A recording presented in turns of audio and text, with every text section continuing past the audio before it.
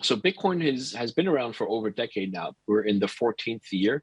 Bitcoin just turned 13 last month. So technically it's a teenager now. But I think this is one of the inventions of humanity. And as with all inventions, if you look at technology for the last 2 centuries, they go on for decades and decades. And we're only in the second decade of Bitcoin.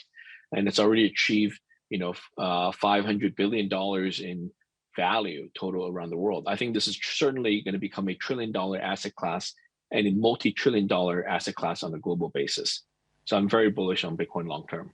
Okay, let's assume that that does happen in the context of the big houses, of the private money buying into the idea. What about the public money? Because one of the features of Bitcoin, something that at least the early adopters, and certainly Satoshi was very keen on, was that it bypasses government.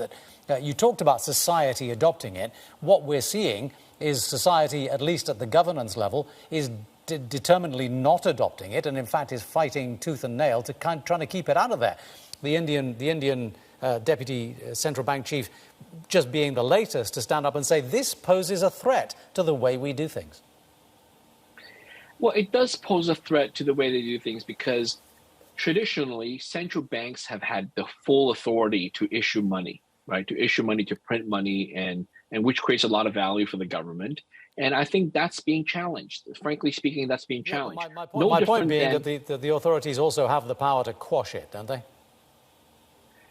That's harder to say, right? It's kind of like saying the post office. 20 years ago, the post office saw the rise of email and electronic communication that's infringing on their bread and butter business, which is sending letters via the postal mail. Well, did the post office, all around the world, do they have the authority?